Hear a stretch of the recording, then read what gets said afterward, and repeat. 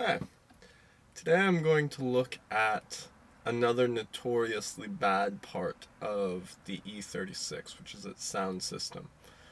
I haven't done a whole lot to this car with the sound system. The horrible speakers and mediocre amplifier are still the same. But I have made some kind of nifty improvements. Um, my whole mentality around this is that I want to keep this original head unit right here. And the reason for that, it's really frustrating. These are expensive and old, and they have a tape deck, which is useless. But the reason behind that is that if you try and buy a new one, it looks like the love child of Darth Vader and a disco ball, which, needless to say, is not really my style. So I wanted to keep it classy, have it all matching with the amber lights and look stock, but still add some functionality into it. So what I've done is I've used the input for the tape deck. This tape deck no longer works, and I've actually used the input on the circuit board to wire up a Bluetooth device, this small button right here that goes on the dash. And it connects to the tape input, so when I select tape input, I can now play anything from my phone through Bluetooth. So it's really handy. So that's great, and so that's how I play all my music, podcasts, anything I want. I can even play some quality YouTube videos through this. Hello, welcome to my YouTube channel. Here you'll find all sorts of useful, informative, and fun videos. Gee, that sounds great. Any audio on my phone, Bluetooth into my car. So, for a real quick rundown, let me show you how it's all set up. So, right there, just to the left of the steering wheel, is this button, and I can just press that to play and pause music from my phone. All Bluetooth, all wireless. It's really a great system. I love it. That wire goes, and you can see, like, that's the only aftermarket part that you see in the whole system. All of that goes behind the dash, all the way in, and back behind here. The first step, of course, is to remove the head unit itself. Now, it does have a code that you have to unlock it with every time you pull it out from its power. So make sure that you have the code before you do this. No brainer. But right here, 2 tabs. And underneath these tabs is what looks like a hex wrench. It's actually a custom sized Allen wrench. And that's annoying. There's like a BMW tool to do it. But I find that they're usually not very tight, and you can actually just kind of make a standard Allen wrench work. So what I have is a 5/64 Allen wrench, and that will fit in there. It's kind of snug, but it fits. And you can just loosen both of these like that. Once you have both of those loosened, it'll just pull out.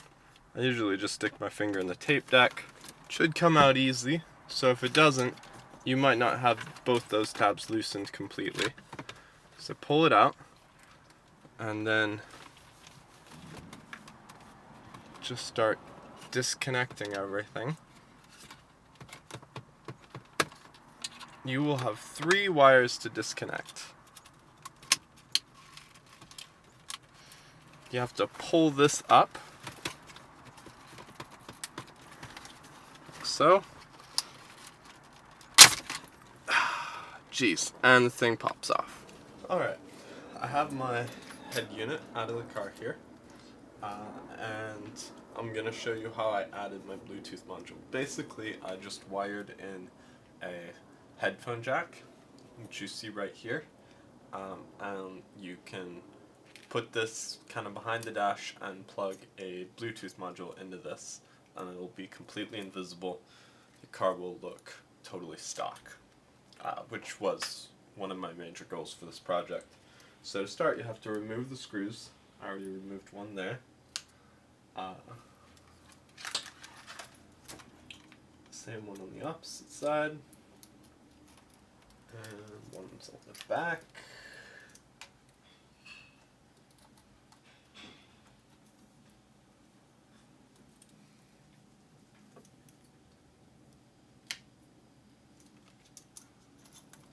Take this plastic thing off. Here's the clip that holds it. I remember now. There's one there. And there's some on the sides as well. Right, one right there. I'm just pressing down on the plastic. These are clips, and I'm pulling forward on the front.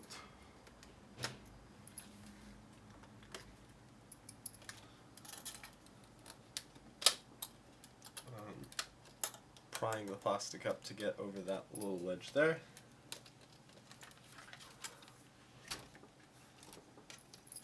Just making sure all the plastic clips are free.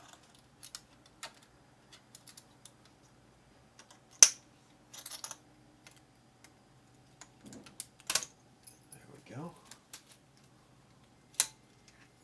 Here you'll see this is where the screws go. These are the two clips on the sides and the one clip on the top. Alright, I'm going to set that aside. Once that's off, you should be able to remove this top part.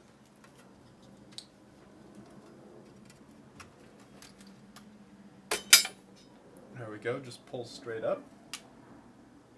Now, you need to get under this metal plate here. And in order to do that, you have to remove this tape deck. There's a screw here, and a screw here.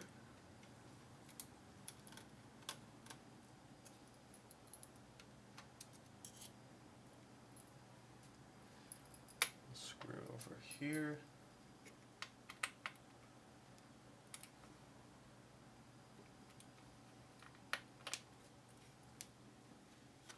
And then carefully pull the whole thing up. It will come out of that plug right there. Once you have this loose, on the side here, two screws.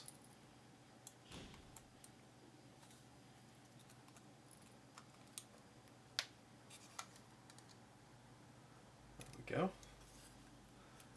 Okay. Now, once you have this done, you're going to solder 3 wires right here. These will be the 3 contacts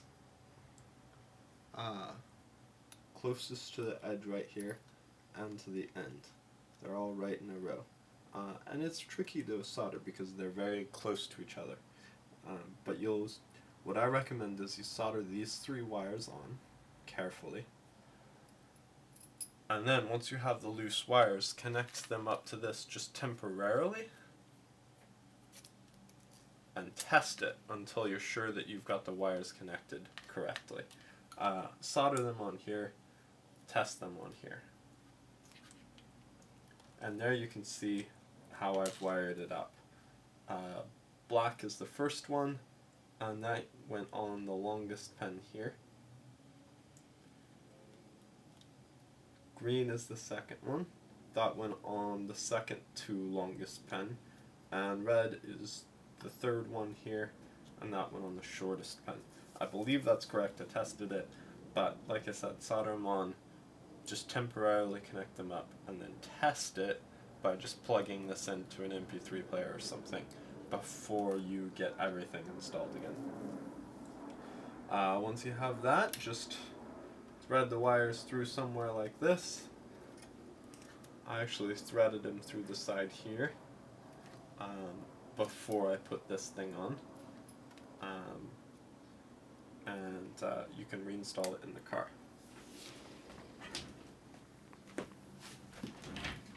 Here I have a more detailed view of what I did. Here are the 3 wires I've soldered on. And here is the end, the headphone jack, that I've soldered all the wire, or connected the wires to. Once you have everything soldered together, you can go ahead and button it back up, and you'll be all set. Now, in order for this method to work, you have to trick the head unit into thinking that there's actually a tape in your tape deck, because otherwise it won't accept any input in there. There's 2 ways to do that. The easy way is simply to just put a blank tape in, and it'll think that there's a tape in there. But that can be kind of a bummer because it will still like make a whirring noise as the tape spools through. So you can also trick it. What I did is I disconnected a couple of springs here so that the tape deck is just permanently down, like there's a tape in it. And that means that this tiny switch right here is not depressed. And when it's not depressed like that, when it's extended, it thinks that there's a tape in there. So if you can get it, just take off the springs and whatever right here, get it to where this little black switch isn't pressed down, it will think that there's a tape in there all the time. I now have my original factory head unit, and it has an auxiliary input directly wired to the circuit board. Really high quality auxiliary input, and you can see how I fed it through there. So now I just have to put it in the car and plug it all in. Alright, let me show you how the Bluetooth device is wired up. Again, here it is, and it just feeds back underneath here and into this compartment. There will be a small hole that you can fish the wire through, and I've connected it, just taped it to the left of my steering wheel.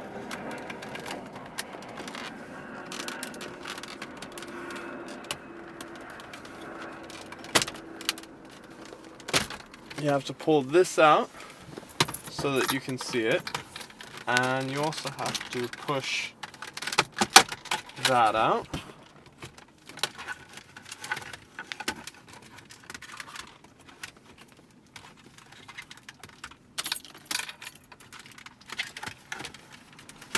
It helps if you pull this out completely, just like that. Press down on these, and those come out. And then for this, you will need to take this off. I'm pushing toward the front of the car on this and pulling up, because you'll notice it has little hooks that hook under this.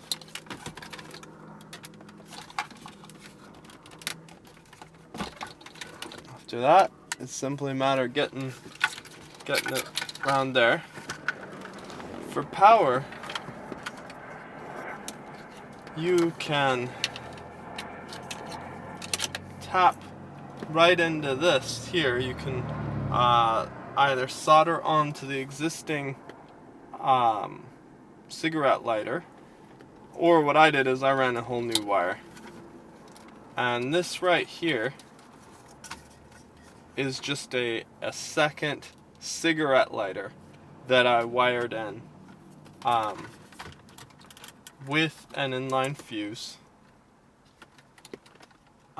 It's connected to power, and then it's grounded via this yellow wire directly to the frame to make sure that it has a really good ground. If you don't do that, you might get some annoying hum or buzz, which is alternator wind. So you really need to get it grounded really well. This is just a cigarette socket, and the Bluetooth device that I got had a cigarette socket for power, so I just connected it right there. I probably could have wired it directly, but I didn't want to mess with splicing wires. And then the other end of it, right here, is just a headphone jack right there. And I'm using this splicer right there, and that's what will connect to my stereo. So, going to go ahead and feed this all the way in through the back there.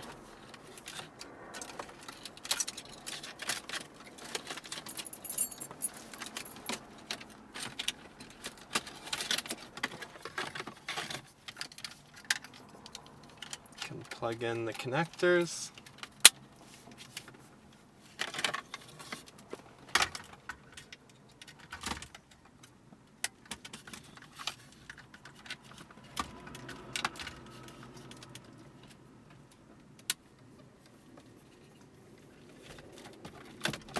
And there we go, just slides in there like that. Now I have my auxiliary input threaded down here, and I'm just gonna plug that right like that. Kind of tuck that in out of the way.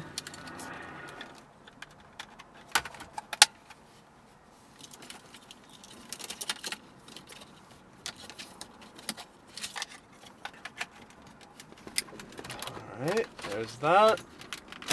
That snaps in there like that.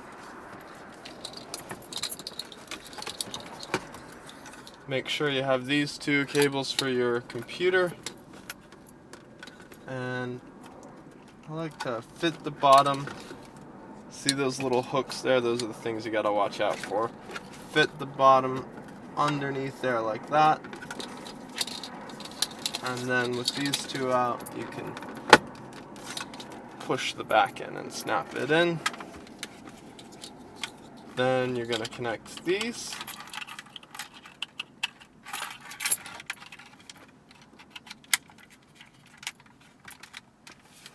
And the second one.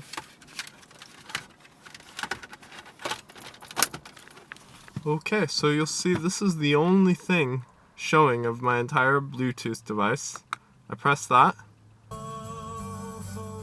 to start or stop music that's playing on my phone.